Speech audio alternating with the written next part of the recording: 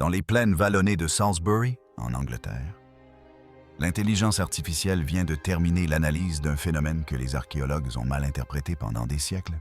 Grâce à des technologies de pointe en photogrammétrie et en numérisation layer, combinées à la reconnaissance de formes par réseaux neuronaux, des chercheurs ont cartographié chaque détail microscopique des gigantesques pierres de Sarcène de Stonehenge.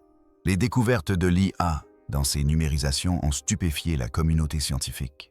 Les marques d'outils, les propriétés acoustiques, les relations mathématiques entre les pierres. Rien ne correspond à ce que l'on savait jusqu'alors de ce monument. Plus troublant encore, ce que les algorithmes d'apprentissage automatique ont mis au jour, dissimulé dans le positionnement précis de ces mégalithes. Mais n'allons pas trop vite. Laissez-moi vous expliquer précisément ce que ces numérisations ont révélé. Et pourquoi la vérité sur Stonehenge est bien plus terrifiante que tout ce que l'on imaginait. Depuis des décennies, une question obsède les archéologues. Comment les populations néolithiques, supposément dépourvues d'outils en métal, de véhicules à roues, d'écriture et de connaissances en mathématiques avancées, ont-elles réussi à transporter des pierres pesant jusqu'à 30 tonnes sur une distance de 150 mètres et à les ériger avec une précision quasi astronomique? Le site se situe dans la plaine de Salisbury, à environ 142 km au sud-ouest de Londres. Lorsque les archéologues ont entrepris des études systématiques au début du 20e siècle, ils ont mis au jour un monument qui, fondamentalement, ne devrait pas exister. Un immense cercle de pierre, construit vers 2500 avant notre ère, il y a 400-500 ans. Pour situer cette époque, il a été érigé avant l'achèvement des grandes pyramides, avant le véritable début de l'âge du bronze et avant que l'humanité n'ait développé la plupart des technologies que nous considérons aujourd'hui comme fondamentales. D'après tous les modèles de développement humain dont nous disposions, un tel niveau de coordination et d'ingénierie était impossible. Le site se compose d'un ensemble circulaire de pierres dressées massives, certaines surmontées de linteaux horizontaux formant une architrave continue. Il ne s'agit pas de simples menhirs, mais de monolithes aux formes précises. Certains atteignent 9 mètres de haut et pèsent 25 tonnes chacun. Les pierres bleues, les plus petites du cercle intérieur, pèsent jusqu'à 4 tonnes et ont été transportées du pays de Galles, à 240 km de là. La version officielle a toujours été la suivante. Des agriculteurs néolithiques, peut-être animés d'une ferveur religieuse, se sont unis dans un effort collectif colossal pour construire ce temple. Ils ont utilisé des pics en bois de cerf et des marteaux de pierre pour façonner les pierres. Ils ont transporté les pierres bleues depuis les collines de Pizzelli au pays de Galles, à l'aide de rouleaux de rondins, de radeaux et de la force humaine. Et là, ils les ont érigées à l'aide de rampes de terre et de cordes, puis ont gravé des alignements astronomiques dans la structure pour marquer les solstices. Puis, pour des raisons encore mal comprises, ils ont entretenu et modifié ce site pendant plus de 500 ans. Mais voici ce que les ingénieurs ont immédiatement constaté. Même avec des équipements modernes, transporter et ériger une pierre taillée de 25 tonnes représente un défi de taille.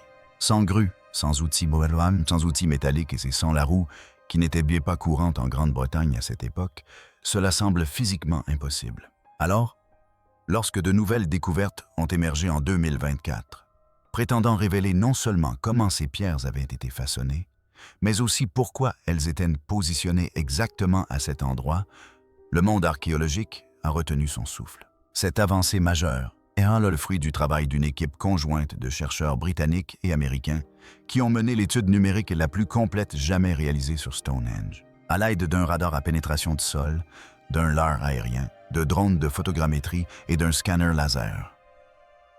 3D haute résolution, ils ont créé un jumeau numérique complet du monument, capturant chaque rainure, chaque marque d'outil, chaque irrégularité de surface jusqu'à des fractions de millimètres. Ils ont scruté non seulement les menhirs, mais aussi les vestiges enfouis, les linteaux tombés, le paysage tout entier. Mais ce qui a retenu l'attention de tous, c'est ce qu'ils ont fait ensuite. Ils ont intégré chaque scan, chaque mesure, chaque point de données dans des réseaux neuronaux avancés, entraînés à reconnaître des schémas dans les constructions anciennes et l'ingénierie acoustique. Ce que les algorithmes de vision par ordinateur ont détecté a provoqué une onde de choc au sein de l'équipe. Grâce à une analyse microscopique et à une reconstruction tridimensionnelle de la surface, L'IAEA a identifié au moins 5 techniques de travail distinctes utilisées pour façonner les pierres de sarcène. Et c'est là que les choses deviennent inquiétantes. La première technique consistait à piquer et à broyer les pierres à l'aide de maillets. Une méthode typique du néolithique, bien documentée sur d'autres sites préhistoriques et cohérente avec la période. Rien d'inhabituel à cela, mais la seconde technique révèle tout autre chose. Sur certaines surfaces des pierres, notamment sur les linteaux et les assemblages d'arrainures et languettes, l'IA a mis en évidence un façonnage d'une précision étonnante, bien au-delà du simple martelage. Nous parlons de surfaces courbes présentant un écart inférieur à 2 mm sur des portées de 2 mètres. La précision est extraordinaire. Le docteur David Nash, l'un des principaux chercheurs de l'Université de Brighton, a déclaré que le niveau d'uniformité observé dans la fabrication des pierres de sarcone dépasse celui que l'on attendrait des méthodes traditionnelles de percussion et de broyage. La courbure des linteaux, conçue pour former un cercle parfait une fois placé au sommet des supports verticaux, témoigne d'une sophistication géométrique qui exige non seulement un savoir-faire, mais aussi une planification et des mesures systématiques. L'intelligence artificielle a comparé ces profils de surface à des milliers de signatures d'outils connus datant du néolithique. Ces motifs ne correspondent à aucun autre artefact de cette époque en Grande-Bretagne. 0. Cette précision suggère soit une technique extrêmement contrôlée que nous ne comprenons pas, soit des méthodes de mesure et de planification qui n'existeraient soi-disant pas avant 201. Mais attendez, la troisième technique est peut-être la plus déconcertante. L'analyse assistée par l'IA a révélé quelque chose qui était resté sous nos yeux pendant 400-500 ans. Lorsque les réseaux neuronaux ont analysé les propriétés acoustiques de l'agencement des pierres, ils ont découvert que Stonehenge n'avait pas seulement été construit pour impressionner. Il avait été conçu pour produire des effets sonores spécifiques. Les archéologues acousticiens soupçonnaient depuis longtemps que Stonehenge possédait des propriétés sonores. Mais l'analyse par IA de 2024 a révélé l'ampleur de cette ingénierie acoustique. L'algorithme a détecté que l'espacement précis et la forme des pierres de sarcène créent un phénomène appelé interférence constructive. Lorsque les ondes sonores se réfléchissent entre les pierres, elles s'amplifient à des fréquences spécifiques. Grâce à la modélisation acoustique numérique, des chercheurs ont reconstitué les sons qui régnaient à l'intérieur du cercle de pierre il y a 400-500 ans, lorsque toutes les pierres étaient encore debout. Ces simulations par intelligence artificielle ont révélé que les voix, les tambours ou les chants à certaines fréquences résonnaient dans toute la structure, créant un effet d'amplification quasi surnaturel.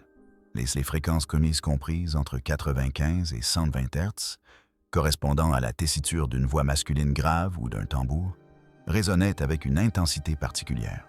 Mais voici ce qui rend ce phénomène véritablement extraordinaire. Cet effet n'est pas le fruit du hasard. Les pierres ont dû être positionnées avec une extrême précision. Déplacer un seul mètre de sarcène modifie considérablement ses propriétés acoustiques. L'IA a calculé que la probabilité d'obtenir une telle perfection acoustique par hasard est inférieure à 1 sur 10. Cela signifie que les bâtisseurs maîtrisaient des principes acoustiques qui ne seraient formellement documentés que 2 ans plus tard dans la Grèce antique. Ils savaient, d'une manière ou d'une autre, comment positionner d'énormes pierres pour créer une acoustique digne d'une cathédrale, en utilisant uniquement les techniques néolithiques. L'analyse par intelligence artificielle le confirme, et elle rend la découverte encore plus surprenante. Lorsque les réseaux neuronaux ont cartographié la position exacte de chaque pierre, dressée ou couchée, et analysé leurs relations géométriques, ils ont fait une découverte stupéfiante. La disposition des pierres obéit à des principes mathématiques antérieurs, de plusieurs millénaires aux mathématiques connues. L'intelligence artificielle a détecté que le monument intègre des triangles pythagoriciens, des triangles rectangles spécifiques dont les côtés sont dans les rapports de 3 à 4,5 à plusieurs endroits de la structure. Ce théorème ne sera formellement décrit que par Pythagore en Grèce antique. Vers 500 avant notre ère, soit 201 après la construction de Stonehenge. Or, l'ordinateur a identifié ces triangles dans l'espacement entre les cercles de pierre, dans les relations entre les trous d'Aubrey et le cercle de Sarcone, ainsi que dans la géométrie reliant les pierres de station. Il ne s'agissait pas d'un triangle formé par coïncidence, Le réseau neuronal a identifié au moins 7 relations pythagoriciennes distinctes intégrées à la structure du monument. Plus inquiétant encore, l'IA a mis en évidence une connaissance de PI, le rapport entre la circonférence d'un cercle et son diamètre. Le diamètre et la circonférence du cercle de Sarsen présentent un rapport de 3,14 à 1, avec une précision de 99,7%. À titre de référence, les anciens Égyptiens calculaient pi à 3,16 et les Babyloniens utilisaient 3125. D'une certaine manière, la Grande-Bretagne néolithique s'est approchée de la véritable valeur de Stonehenge, plus que des civilisations que nous considérons bien plus avancées. L'algorithme s'est allé plus loin en analysant les alignements astronomiques du monument qui, comme chacun sait, pointent vers le lever du soleil au solstice d'été.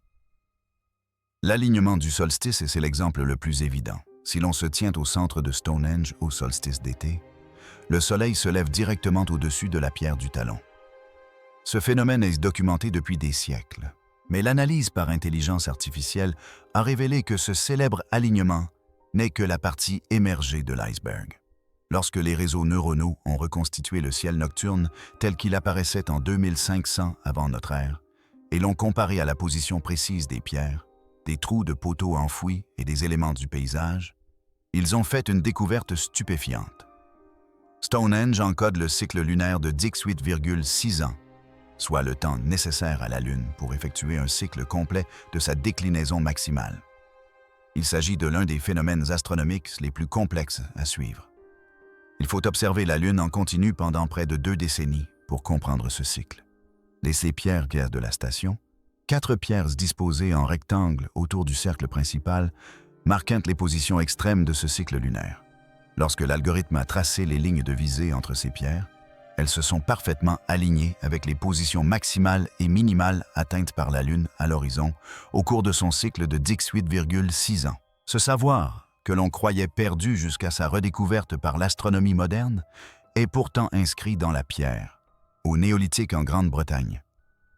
L'intelligence artificielle a calculé que la précision de ces alignements n'aurait pu être atteinte sans des décennies d'observations systématiques et de calculs mathématiques.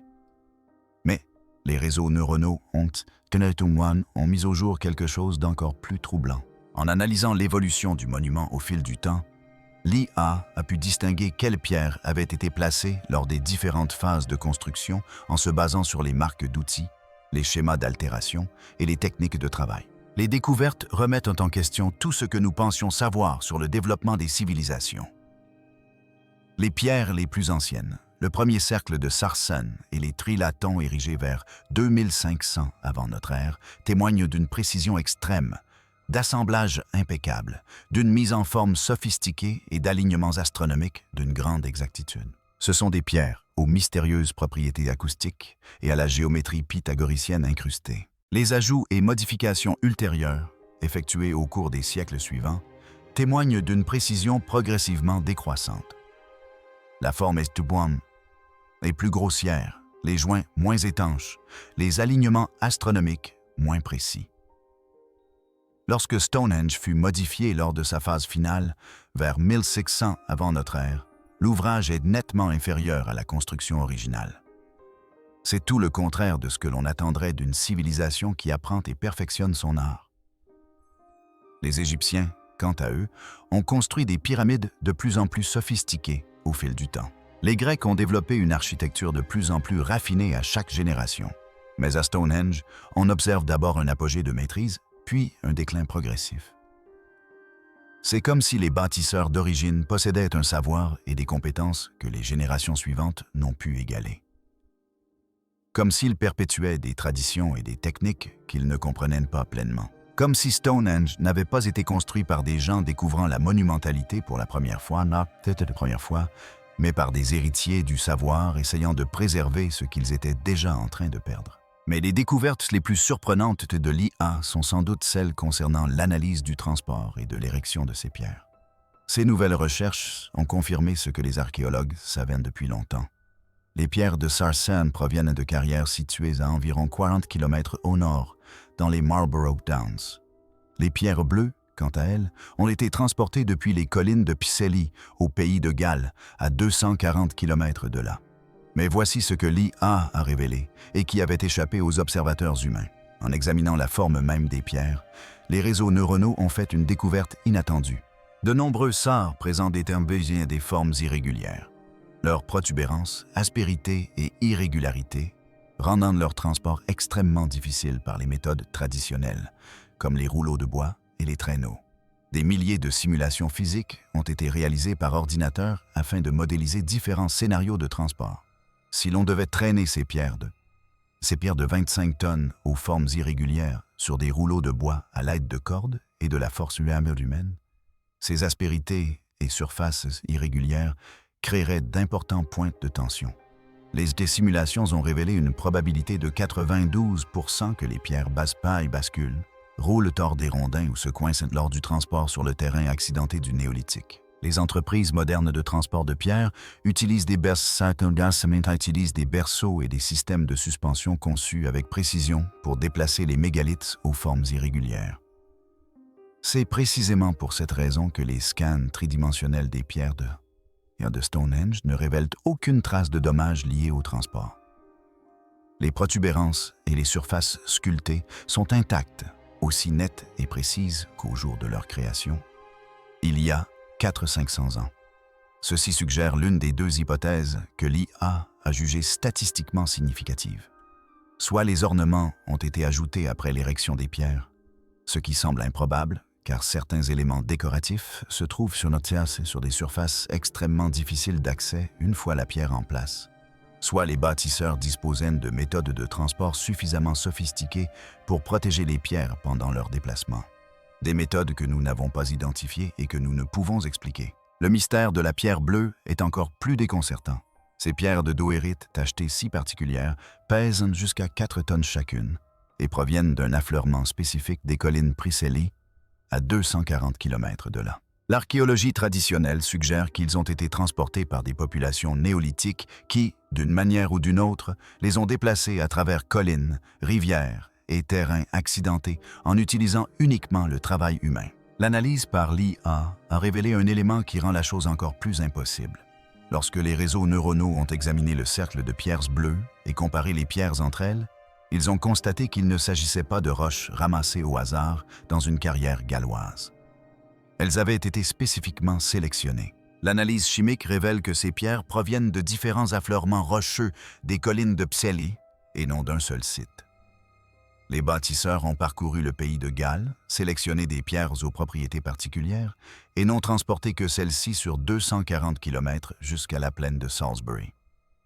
Pourquoi? Qu'est-ce qui justifiait un tel effort pour ces pierres en particulier? Certains chercheurs pensent que les pierres bleues ont été choisies pour leurs propriétés acoustiques. Lorsqu'on les frappe, elles émettent un son distinctif.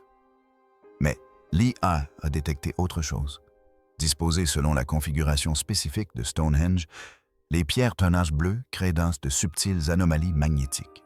Le champ géomagnétique local présente des variations allant jusqu'à 2 nanotesla autour du cercle de pierres bleues. Les bâtisseurs étaient-ils sensibles au champ magnétique? Certains chercheurs suggèrent que les populations préhistoriques auraient pu détecter les variations géomagnétiques, à l'instar de certains oiseaux. Dans ce cas, les pierres bleues auraient été choisies peu précisément pour créer un environnement magnétique perceptible. Mais cela soulève une question encore plus troublante. Comment les populations néolithiques auraient-elles pu découvrir cette propriété si elles ne comprenaient pas déjà le fonctionnement des champs magnétiques?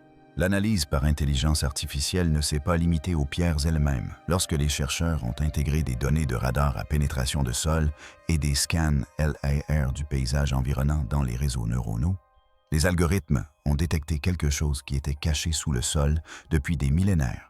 Il existe des structures souterraines autour de Stonehenge que nous n'avons jamais entièrement fouillées. Les trous d'Aubry, 56 fosses disposées en cercle parfait, sont bien connues. Mais l'intelligence artificielle a détecté au moins 200 autres trous de poteaux, fosses et structures enfouies à proximité immédiate, formant des motifs géométriques invisibles à l'œil nu. Lorsque les algorithmes d'apprentissage automatique ont analysé ces structures enfouies, ils ont découvert que Stonehenge n'était pas un monument isolé. Il constituait la pièce maîtresse d'un vaste paysage cérémoniel couvrant plusieurs kilomètres carrés. L'IA a détecté des alignements entre des structures enfouies, des cercles de pierre et des éléments du paysage, tels que des crêtes et des vallées qui s'étendent sur des kilomètres dans toutes les directions. Une découverte est particulièrement troublante. Le paysage tout entier semble avoir été façonné délibérément. Certaines parties du terrain présentent des traces de mouvements de terre massifs, constituant essentiellement un aménagement paysager à l'échelle mégalithique. Les réseaux neuronaux ont détecté que certaines crêtes et certains monticules ne sont pas des formations naturelles, mais des éléments artificiellement créés ou améliorés, conçus pour créer des lignes de visée et des alignements spécifiques. La charge de travail que cela représente est colossale. On parle ici de déplacer des centaines de milliers de mètres cubes de terre à l'aide de pioches en bois de serre et de paniers stressés. L'IA a estimé que cela nécessiterait des milliers de personnes travaillant pendant des décennies, rien que pour façonner le paysage, avant même de commencer la construction de Stonehenge. Pourquoi un tel investissement aurait-il été nécessaire si la position précise du monument dans le paysage n'était pas absolument cruciale, à moins de suivre un plan directeur complexe exigeant des alignements exacts sur des kilomètres de terrain? Mais c'est là que la situation devient véritablement cauchemardesque. Lorsque les chercheurs ont combiné l'analyse acoustique du cercle de pierre avec les caractéristiques du paysage détectées par l'IA, ils ont fait une découverte sans précédent. Les crêtes et les vallées sculptées autour de Stonehenge canalisent le son de manière spécifique. Si vous vous tenez à certains endroits à l'extérieur du monument et que vous émettez des sons forts, tambours, chants, cornes, le paysage canalise ces sons vers le cercle de pierre, où les pierres de Sarson les amplifient. La modélisation acoustique par IA a révélé que l'ensemble du paysage fonctionne comme un système d'amplification acoustique massif. Des personnes auraient pu se trouver à des kilomètres de distance, émettant des sons qui auraient convergé vers Stonehenge avec une intensité surnaturelle. Pour les participants à l'intérieur du cercle de pierre, il aurait semblé que les voix des dieux ou des esprits émanaient de la terre elle-même. Ce n'était pas un temple. C'était une expérience conçue, un spectacle son et lumière préhistorique destiné à créer des effets sensoriels saisissants. Et parvenir à un tel résultat exigeait une compréhension de l'acoustique, de l'architecture paysagère et de la perception humaine qui semble impossible pour des personnes censées être à l'aube de la civilisation. L'analyse par intelligence artificielle a révélé une autre tendance inquiétante lors de l'examen de la chronologie de la construction. La datation au radiocarbone des matériaux organiques mis au jour lors des fouilles a toujours été utilisée pour dater les phases de construction de Stonehenge. Mais les réseaux neuronaux ont détecté des anomalies qui ne correspondent pas à la chronologie traditionnelle. Lorsque l'algorithme a analysé les marques d'outils et les techniques de travail au cours des différentes phases de construction, il a fait une découverte surprenante. Les travaux les plus sophistiqués, notamment les jointes de précision, l'ingénierie acoustique et les alignements mathématiques, apparaissent dans la phase la plus ancienne. Cependant, certains de ces travaux présentent des signatures d'outils qui ne correspondent à aucun autre site néolithique de Grande-Bretagne. Les coupes sémanes sont trop nettes, les surfaces trop uniformes, les angles trop précis. L'IA a comparé ces marques à plus de 50 exemples de constructions en pierre néolithique provenant de toute l'Europe. Les marques de Stonehenge se regroupent comme des valeurs aberrantes, présentant des caractéristiques plus proches de celles de l'âge du bronze, voire d'époques ultérieures, malgré des datations au radiocarbone qui les situent clairement au néolithique. Cela crée un paradoxe. Soit la datation est erronée, soit les bâtisseurs possédaient des capacités bien supérieures à celles que l'on attribue à leur époque. Certains chercheurs ont avancé que certaines parties de Stonehenge pourraient être plus anciennes qu'on ne le pense, voire antérieures au néolithique. Si les ouvrages les plus sophistiqués sont effectivement les plus anciens, comme le suggère l'analyse des marques d'outils, alors les origines du monument remonteraient peut-être au Mésolithique, ce qui le ferait dater de 8-0, voire 10-0 ans. L'IA ne peut résoudre ce paradoxe, mais elle peut clairement démontrer que la progression des travaux à Stonehenge ne correspond pas à l'évolution attendue des capacités humaines au fil du temps. Avant de nous aventurer plus loin dans ce sujet complexe, il nous faut répondre aux sceptiques. Car pour chaque schéma détecté par l'IA, il existe un archéologue reconnu prêt à proposer une explication plus prosaïque. Premier problème, la précision mathématique. Les chercheurs confirmés soutiennent que les triangles pythagoriciens et les approximations de pi pourraient émerger naturellement de méthodes de construction géométrique élémentaire. En traçant des cercles à l'aide de cordes et de piquets, on crée naturellement ces relations sans même comprendre les mathématiques sous-jacentes. Le Dr Mike Parker Pearson, l'un des plus éminents chercheurs sur Stonehenge, a soutenu qu'il ne fallait pas confondre géométrie pratique et mathématiques théoriques. Les bâtisseurs étaient des ingénieurs compétents qui ont appris par tâtonnement et non des mathématiciens travaillant à partir de principes abstraits. Deuxième problème, les propriétés acoustiques. Bien que l'IA ait détecté une amplification sonore, les sceptiques soulignent que toute disposition circulaire de pierre haute produit des effets acoustiques. Cela ne prouve pas une conception acoustique intentionnelle. Ces effets ont pu être remarqués et appréciés après la construction et non prévus au préalable. Troisième problème, la baisse de précision. L'archéologie conventionnelle explique la baisse de précision par une évolution de la vocation du monument. Les générations suivantes ont peut-être accordé plus d'importance à la continuité symbolique de Stonehenge qu'à la recherche de la perfection technique. Ce déclin n'indique pas nécessairement une perte de connaissance, mais simplement un changement de priorité. Quatrième problème, la datation. Bien que l'IA ait détecté des anomalies et des marques d'outils, la datation au radiocarbone est extrêmement fiable. De nombreux tests indépendants situent de manière constante la construction principale de Stonehenge entre 2500 et 2000 avant notre ère. Mais voici ce que l'interprétation dominante peine à expliquer. Le transport de pierres sur bâtiment de pierre bleue provenant d'affleurements spécifiques situés à 240 km. La sélection de pierres aux propriétés acoustiques et magnétiques est particulière. L'ingénierie acoustique à l'échelle du paysage. L'intégration de calculs astronomiques complexes. La précision que les ingénieurs modernes reconnaissent comme difficile à atteindre, même avec les outils actuels, est difficile à atteindre. L'IA ne peut pas nous dire quelle interprétation était correcte, mais elle peut nous montrer que les preuves sont plus complexes, plus sophistiquées et plus mystérieuses que le récit simpliste que nous nous racontons depuis des décennies. Voici donc la question qui hante les chercheurs. Que construisaient réellement ces gens? L'interprétation dominante a toujours été que Stonehenge était un temple, un lieu de cérémonie religieuse marquant les solstices et honorant les ancêtres. Les données de l'intelligence artificielle ne contredisent pas cette hypothèse, mais elles suggèrent que le monument était bien plus sophistiqué qu'un simple temple. L'ingénierie acoustique, la précision mathématique, les alignements astronomiques suivant des cycles célestes complexes, les propriétés magnétiques des pierres bleues, le paysage aménagé canalisant le son. Tout cela indique un monument aux multiples fonctions intégrées. Certains chercheurs avancent désormais l'hypothèse que Stonehenge était un temple de guérison préhistorique.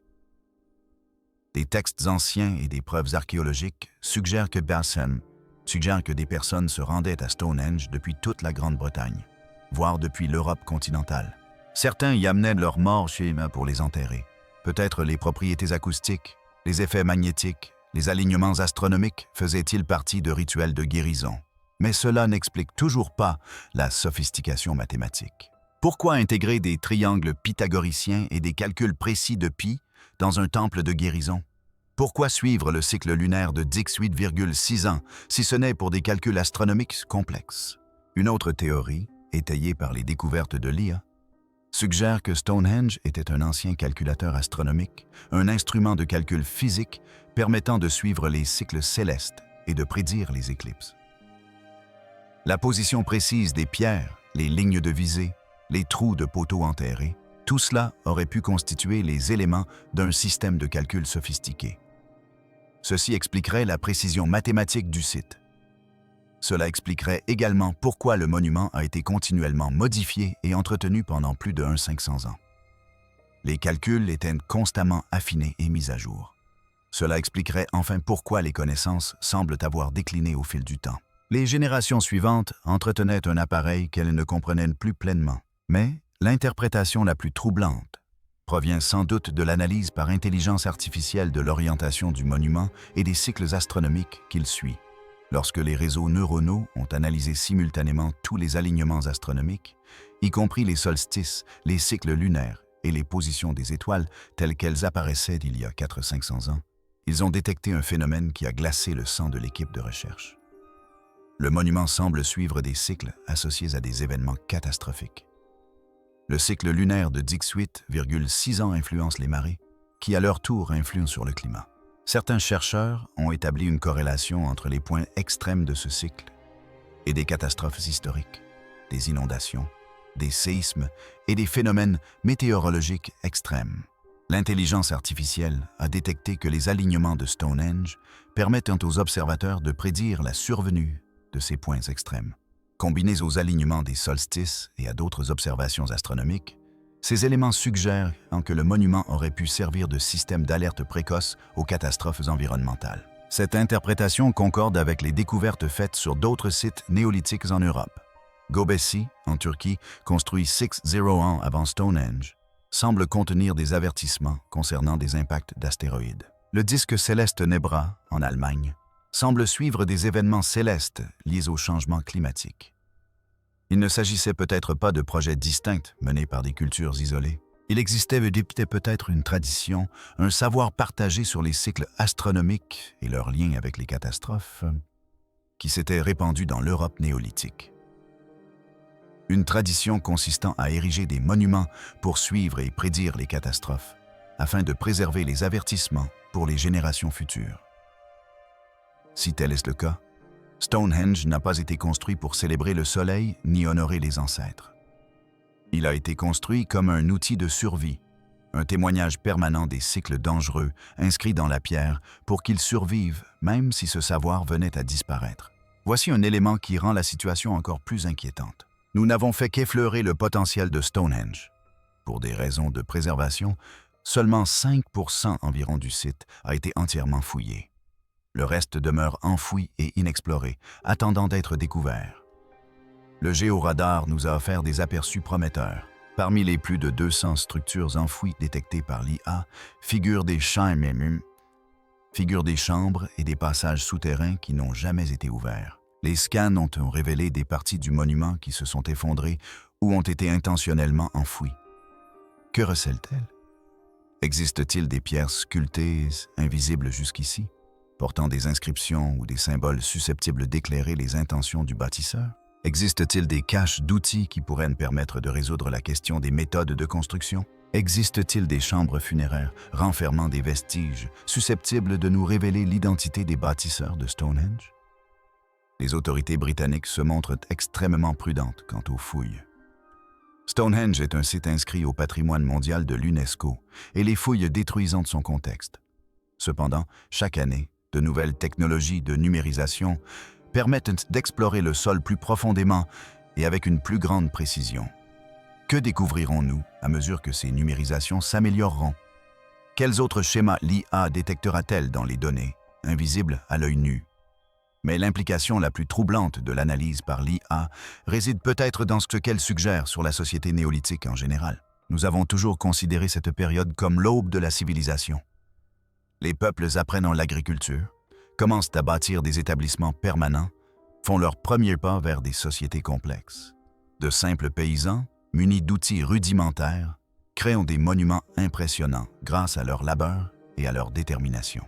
Mais Stonehenge, analysé avec la précision de l'IA, ne ressemble pas à l'œuvre de simples agriculteurs. Il apparaît comme le fruit d'une civilisation sophistiquée, maîtrisant les mathématiques, l'astronomie, l'acoustique et l'ingénierie. Un savoir qui, selon notre compréhension du développement humain, ne devrait pas encore exister. Et Stonehenge n'est pas un cas isolé. Partout en Europe, on trouve d'autres monuments néolithiques témoignant d'une sophistication similaire.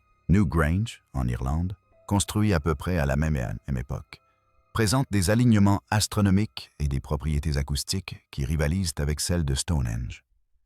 Carnac, en France, compte plus de 3 menhirs agencés selon des motifs géométriques complexes. Les temples maltais sont antérieurs à Stonehenge et témoignent d'une grande précision mathématique dans leur conception. En cartographiant tous ces sites et en analysant leurs caractéristiques communes, la reconnaissance de formes par l'IA révèle l'existence d'une vaste culture néolithique aux capacités bien supérieures à ce que l'on imaginait. Une culture qui a érigé des monuments millénaires, intégrant dans la pierre un savoir complexe et observant les cycles astronomiques avec une précision que nous commençons seulement à saisir. Qu'est-il advenu de cette culture? Pourquoi leurs compétences semblent-elles décliner au fil du temps plutôt que de progresser? Pourquoi les monuments les plus anciens sont-ils souvent les plus sophistiqués? Une théorie de plus en plus répandue suggère qu'il ne s'agissait pas d'innovateurs, mais de conservateurs. Peut-être ont-ils hérité du savoir d'une culture encore plus ancienne, aujourd'hui disparue. Peut-être cherchaient-ils à perpétuer des traditions et des techniques transmises depuis une époque où les sociétés humaines étaient plus avancées que nous ne l'imaginons. Peut-être ce que nous voyons à Stonehenge n'est-il pas l'aube de la civilisation, mais plutôt le crépuscule d'une ère plus ancienne, oubliée de tous, dont il ne reste que ces monuments de pierre comme témoignage de son existence. L'analyse de l'IA de 2024 nous a fourni plus de données, des scans plus précis et une compréhension plus approfondie que jamais. Mais elle n'a pas réduit le mystère, au contraire, elle l'a accru. Chaque réponse soulève 3 nouvelles questions. Chaque détail technique que nous documentons rend cette prouesse encore plus improbable. Chaque schéma détecté par l'IA suggère des connaissances qui ne devraient en pas exister.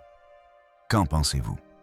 Sommes-nous face au travail d'agriculteurs compétents mais simples, qui ont obtenu des résultats extraordinaires grâce à leur détermination et à leur savoir-faire pratique? Ou bien sommes-nous face aux vestiges d'une culture sophistiquée dont nous avons constamment sous-estimé les capacités? Il ne s'agit ni de spéculation, ni de fantaisie. Il s'agit de véritables pierres, de véritables mesures, d'une véritable ingénierie, de véritables alignements astronomiques, le tout documenté grâce aux technologies de numérisation et d'analyse les plus avancées dont dispose la science moderne. Les données sont là, les schémas sont là, la précision est là, l'efficacité est là.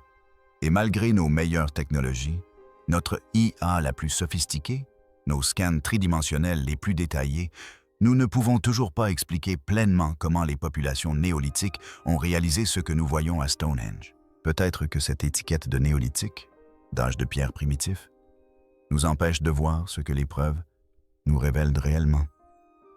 Peut-être que la vérité est vraiment choquante, non pas à cause de ce que les anciens ne pouvaient pas faire, mais à cause de ce qu'ils pouvaient faire, de ce qu'ils savaient et de ce qu'ils essayaient de nous transmettre avant que leur savoir ne disparaisse dans les ténèbres de l'histoire oubliée.